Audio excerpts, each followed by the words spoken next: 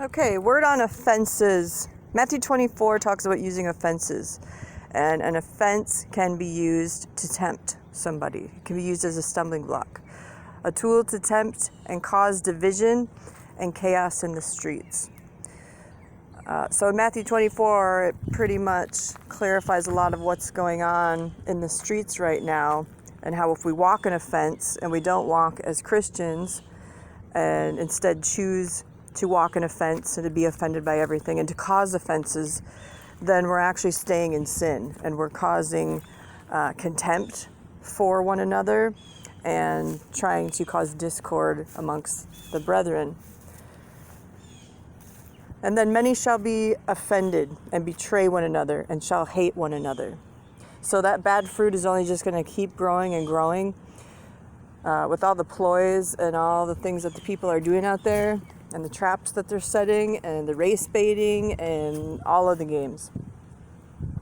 And because of all that, iniquity shall abound, because they're choosing that. They're choosing to pledge allegiance to the NWO and to bear bad fruit. And that's why the love of many shall wax cold, and the very elect will be deceived. And the lukewarm be prepared as sheep for the slaughter into the Antichrist system and church.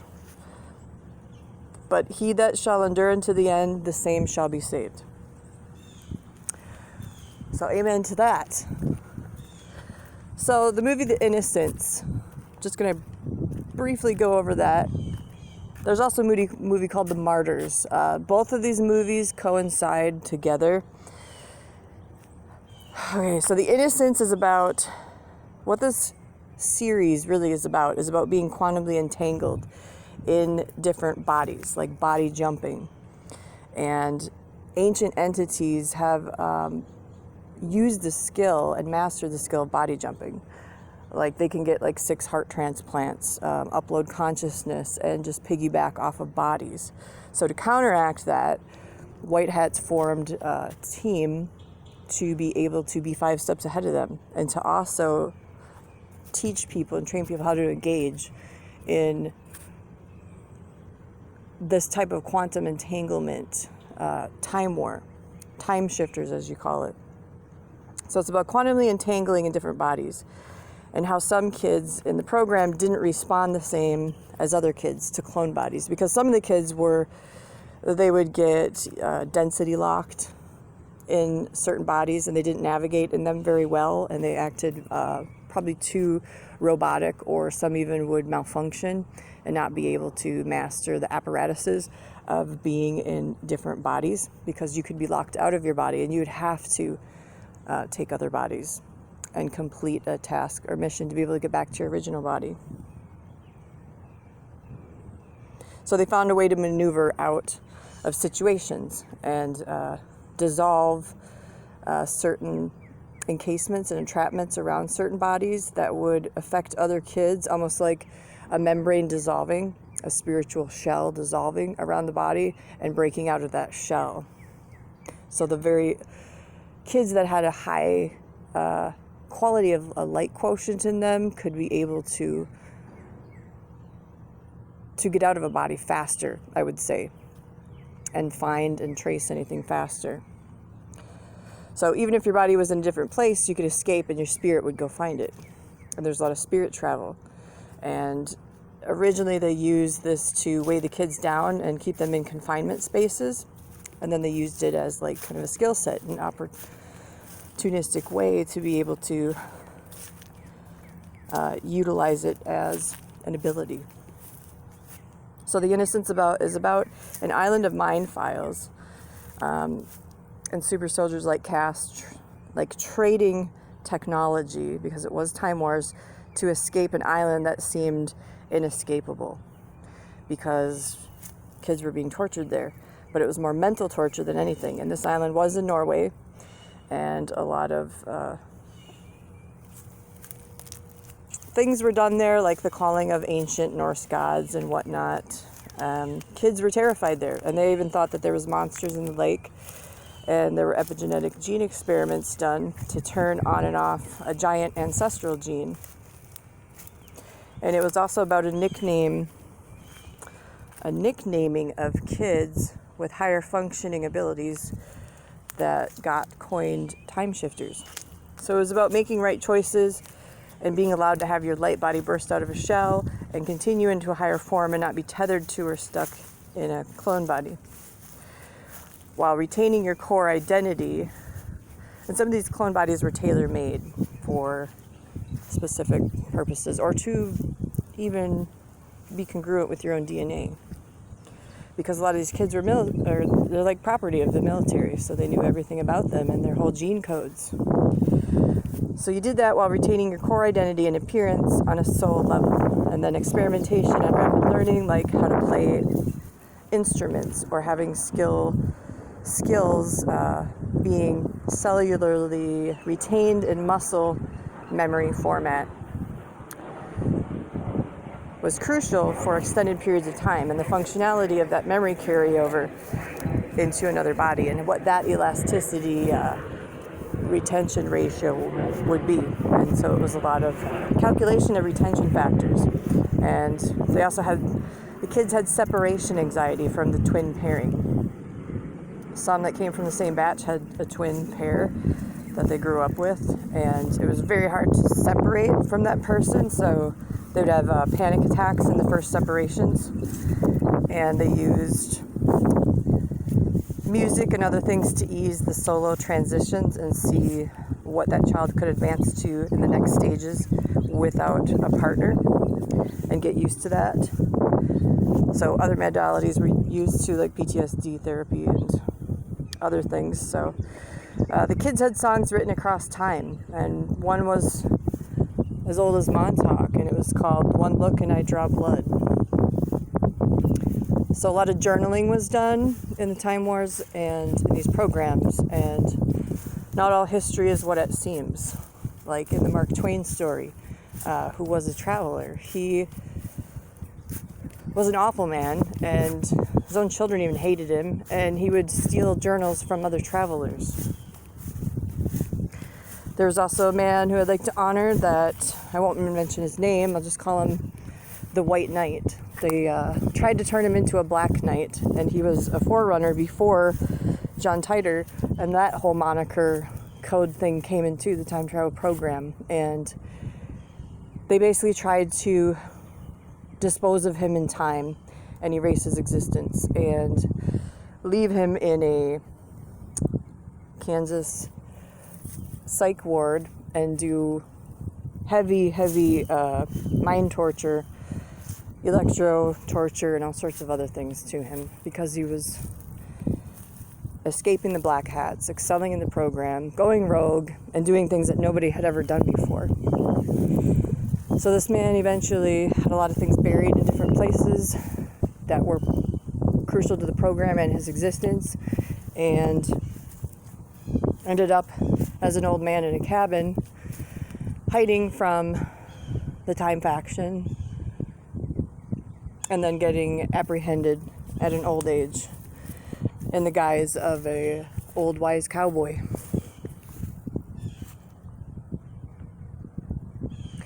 So back to the Innocence series. This was also about finding freedom and an escape from vampiric Leeds, UK, United Kingdom. So there's a place there called the Bargain Basement. This place was a front, and it was like a vampire alley there. They had tunnels and a theater downstairs, and the surrounding areas as London. London just felt like a cold, desolate island world of its own that was always bleak and black and white to the spiritual realms.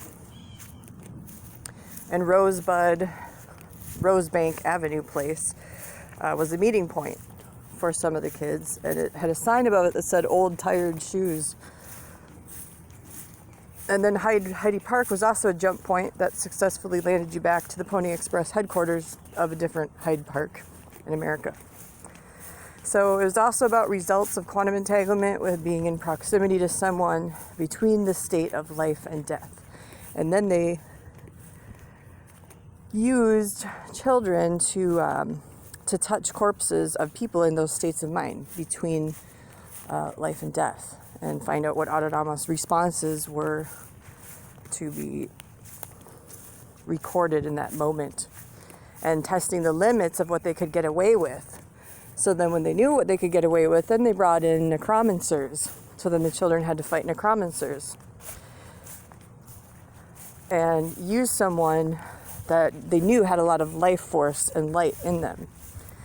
So earlier movies of the Day of the Innocents were in the 60s, 1961 I think, and The Innocents Abroad by Mark Twain and Mark Payne, and then that was about Lake Como in 1911, which foreshadowed the lake in Norway.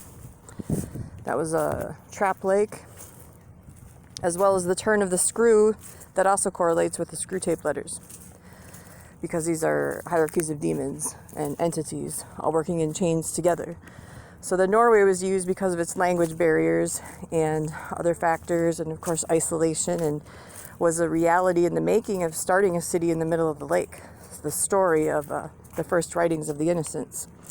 But that didn't really pan out. And the invocations of the Norse demigods, the bloodline priming and the harnessing, unlocking your DNA codes, all the way back to the Merovingians and old clan tribes and stuff to see how far back they could go. Even to Adam, they would have done it, and what they could extract from you, basically. They didn't get away with it because the power of Jesus Christ overruled it and sent any imaginary or real lake monsters scattering and fleeing at the shout of a voice over the lake. And at the end of that whole thing, captives were set free and from their mental prisons, and files restored back to proper order in people's minds and subcategories. A lot was scattered in that whole thing, but captives were set free from that island cult control. So the sanctum was called the inner space, and the chambers of the mind palaces of super soldier children that were cracked into. That's what they wanted to crack into, what information was being hidden. And into those attempts at collecting star maps and consciousness downloads, but that was interrupted by divine assistance. Before, the kids were made into shells, of course. So spirit can break out of a shell and a vessel through the power of the Holy Spirit if it's living within you, and I've seen that firsthand. The Cabal can kill a body, but they can't kill a soul. And heaven saw every move the bases made and all the secret locations and hypertech documenting all the trails of the survivors that were used later for benevolent purposes to be a secret weapon against the Cabal, planted in nefarious and conspicuous places for higher reasons and purposes. So another place was Defiance, Missouri, Boonslick. There was creepy houses on top of a bridge called Katy Trail, and that had vampiric entities there. One was called Frederick, roaming the areas, and who they named the Hotel Frederick after. And high crimes were committed against children in those areas, in those woods, and shallow bunker old storage cement units that were scattered all over the Piney Bush Trail by Boonville. And they had gotten away with this for a while since it was off the beaten path, and the hotel in this area had empty vessels working there as gatekeepers for their other businesses. And they can just use clones to operate businesses. People don't notice that. And then there was also high-tech things and usages on the upper floors of this echelon, like a glass cube prison, confinement, encasement that was there, and that was very hard to get out of. And it was used to psychically attack you and try to break into your mind in ways that other people hadn't. So occasionally what we hunted also ended up trapping us, but not very often. And we got out of sticky situations. So another time travel hotel was called the Black Cube, or the Beast Box, we called it at first. And it was the second mattress factory that we had to take down, because the first one was called Justice, ironically. And the second one had the same setup and was trafficking through the trains again, and was also at one time a boarding house full of reprobates. And then they gutted out the establishment, made it into 6 rooms for a project called Noble 6, fashioned after 6 cities in the world that we consecutively went to. And it was used as gates and portals in each room, and it had artifacts that we collected from around the world. And there was basically danger around every corner. So each mission, there would be a Time magazine in this glass cube put on the wall and some artifact, object like Russian skis, something that they had propped up or venerated there. So it all went terribly wrong though. And they were using the kids' bloodlines again to epigenetically open up portals to the past and not only train us in every century as centurions, soldiers of combat tactics, but they wanted to see how far back they could actually go in the bloodlines, which ended up draining our life force, and we had to cut it off because it came with generational curses and all sorts of things that you entangle yourself with and get attachments and have to dislodge from yourself, because they use a body and your DNA to basically channel ancient energies and rituals. So they draw off the ancestral energy that you carry in rituals, but when you renounce that, they have no access to that because you're washed clean, you're cut off from that. The soul ties aren't there anymore, you cut all those off, then they're no longer carrying the sins of your ancestors. So you're no longer in agreement with them. So what happened was these barbarians, probably from the Visigoth and Ostrogoth time period, ended up coming through the mirror portal in one room, and then they just looked really murderous, and they had blue faces, and they just looked like blue-faced monsters with axes, and just way too much ended up coming through with the misuse and the incompetence with the tech, I would say. It just didn't have any bounds. Plus, being trapped in rooms was no fun with all the demonic activity that lingered there so long, and it was so much that was opened up there, it was hard to shut down, actually. And there were spirits there slamming doors, entities sitting in corners, and like pocket spaces and access points that were freshly tore open. So a lot of multi-dimensional and interdimensional warfare happened in a couple of these time travel hotels. So I had no idea at one time who I was or where I was in one room when I was having tea from India, because I had just gotten back from a different part of the world, and we knew that bad places, these bad places excuse me, basically were like revolving doors for evil, and if trafficking was in one, we called it K-Cash for Kid Cash, and we documented things to be able to get the information out with nicknames.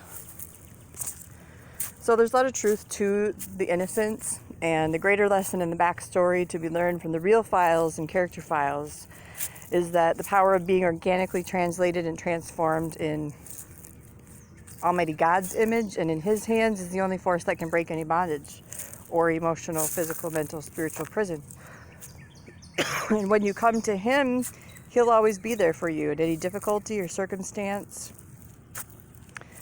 or situation. And any AI or advancement of that machine force that comes against you, because He overcame this world, all of that, every type of beast tech you could think of from creation, and anything that has to throw in your face. And it's only by agreement that we get locked into or stuck in that mode of thinking. So Yahushua Mashiach is in the time continuum with us, remember. He sees all beginnings from ends, and past, present, and future flow at once. So we can't disappoint Him if we know that we're His and called out before the foundations of the world. And you can't fall through the cracks of time because He's in every particle of matter in time here, and He's omniscient and omnipresent everywhere. So He carries us to the fulfillment of His word that He put within us to accomplish what He set us out to do in this world when He wrote our book, basically. And now we're just filling the chapters. And His word never returns to Him void, and His word is already settled in heaven. So you get the word in you, and you have His authority and light when you're redeemed by Him and become His children, translated into that kingdom. And then you can rise above any situation of this world, no matter how complicated or complex it is, or how elite you think it is, as an obstacle. And then when you're in His peace and in His graces and are in the body and in the mind of Christ, then no one can pluck you out of His hand when you're that highly esteemed and set apart for His work in heaven.